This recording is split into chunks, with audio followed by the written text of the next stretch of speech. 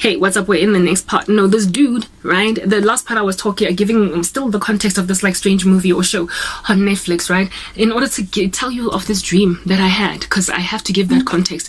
Otherwise you're not gonna get why the Lord used this particular dream to explain this like situation, this phenomenon, right?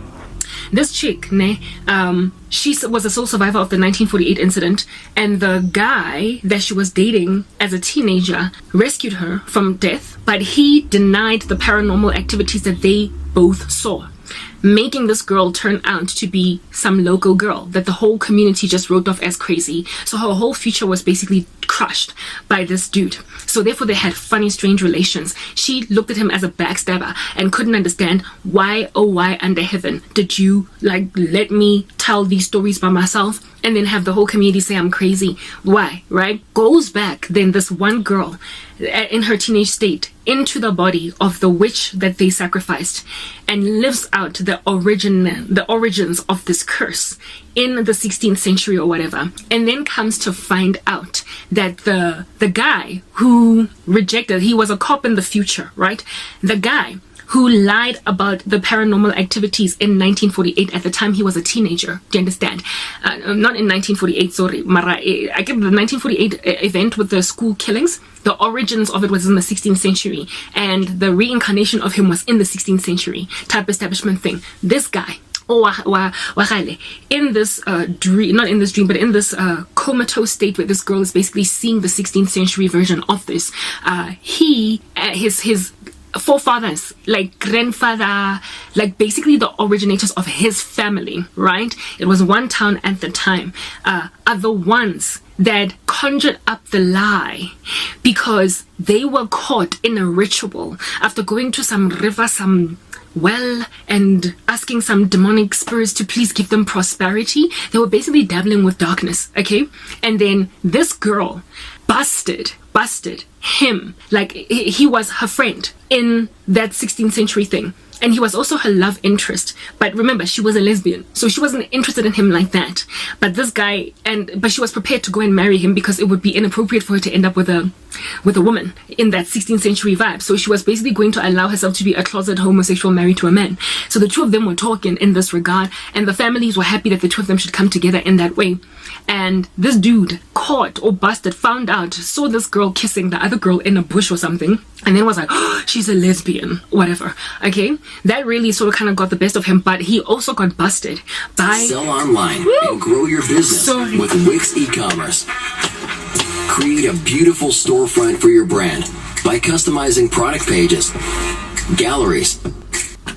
Sorry, my Mac, I just switched it on, y'all know that, right? Anyway, whatever. So this dude also not only found out that his chick is actually a lesbian, he also got busted by this chick and her friend. He busted, or some other dude, whatever, busted him in a ritual, some satanic ritual, where he was basically, you know, like sacrificing to Amadimoni, and he was like, what are you doing? She was like, what are you doing? What is that? What are you doing? Oh, by the way, it was a Puritan era. It was the Puritan era. So those of you guys that don't understand or know what the Puritan era was, there is a very wonderful time in the history of Christendom where there were these men and women who were super consecrated, Puritan, like absolutely like adoring of God. Many of these excellent teachers that we find on like, you know, very neglected portion of YouTube come from that time. The Puritans were very godly men and godly women. They were extremely biblical, and they basically evangelized a whole bunch of the United States of America type establishment thing, right? And the Puritan era is also the era that produced all of those Salem witch hunts, those days when witches were basically being burnt at the stake, etc. Trials were held for people busted doing sorcery, and people could die as a result of being found wanting in that regard. It was the Puritan era, all right? And it was in the Americas, in the northern part of America, right? Y'all know the United States was founded on Christian doctrines, right, type thing. Yes. So there is a demonizing